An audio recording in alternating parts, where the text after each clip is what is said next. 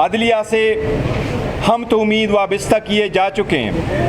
हमने पहले भी अदालत को कहा था कि हम आपके सामने आते हैं, आप पे एतमाद करते हैं, लेकिन रिलीफ और इंसाफ होता हुआ नज़र आना चाहिए।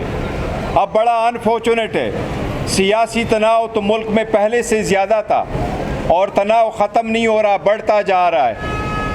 लेकिन पहली मर्तबा ऐसा हुआ है कि आज़ाद अदलिया, आल्दो लोग नहीं मानते कि अदलिया आज़ाद है, लेकिन जिस भी फॉर्म में था अदलिया में जजेस की ज़ाती इख्तिलाफात, उनके दफातर में एक दूसरे से खतूत लिख करके के हद तक था।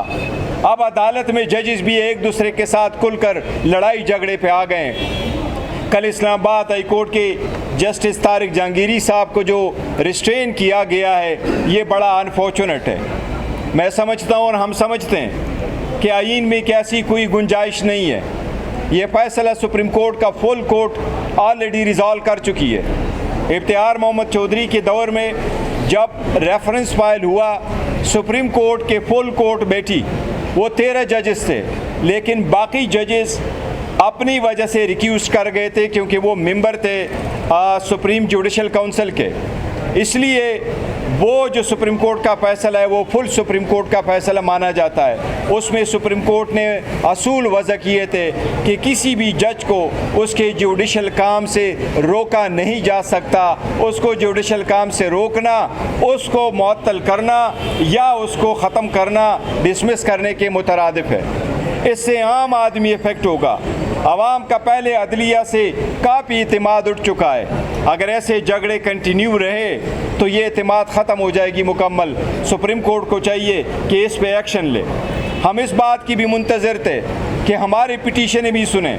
हम इस बात की मुंतज़र थे कि क्रिमिनल केसेस जो खान साहब के इस्लामाबाद हाई कोर्ट में लगे हैं वो भी जल्दी सुने जाएं और उस पर भी इंसाफ के फ़ैसले हों।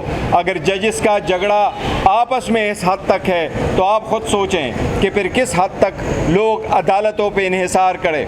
इस वक्त आवाम एक मायूसी के आलम में हैं। उनको नज़र नहीं आ रहा किस तरफ देखे जहाँ से इंसाफ की तवक्को होगी। लेकिन अदालत से हमारी रिक्वेस्ट है, चीफ जस्टिस से हमारी रिक्वेस्ट है, दरख्वास्त है कि जितने केसेस हमारे पेंडिंग है उस पर कानून के मुताबिक कार्रवाई करे। अगर कानून के मुताबिक कार्रवाई होती, कानून के मुताबिक ट्रायल कोर्ट हमारे केसेस चलाते, तो आज जो 3 केसेस हमारे इस्लामाबाद पेशावर हाई कोर्ट में पेंडिंग है, जिसमें उमर साहब, शिबली साहब और अब्दुल लतीफ़ साहब शामिल है, इन तीनों को इज्तिमाई तौर पर इन तीनों को 100 साल की सज़ा हुई है। अगर अदलिया अपने लोअर कोर्ट पे भी नज़र रखती तो शायद इन तीन बंदों को 100 साल की सज़ा इज्तिमाई तौर पे ना होती। इसलिए इंसाफ जिस माशरे में ख़त्म हो जाता है वो माशरा तबाह हो जाता है। इंसाफ होता हुआ नज़र आना चाहिए। कल हम फिर आएंगे इंशाल्लाह। उम्मीद तो है कि इंसाफ हो। उम्मीद इस अदालत से हम वाबस्ता कर चुके हैं। कल देखेंगे इंशाल्लाह किस हद तक हमारे साथ इंसाफ होगा। उमर अयूब खान साहब के पास आवाम के सपोर्ट हासिल है। उमर अयूब खान साहब इस वक्त 17 करोड़ आवाम को पार्लियामेंट में रिप्रेजेंट कर रहे हैं। शिबली फराज साहब को चारों सूबों का जंजीर मैं कहता हूँ, क्योंकि पाकिस्तान तहरीक इंसाफ की चारों सूबों से वो नुमाइंदगी कर रहा है और वो leader of the opposition in the senate ईवान बाला में।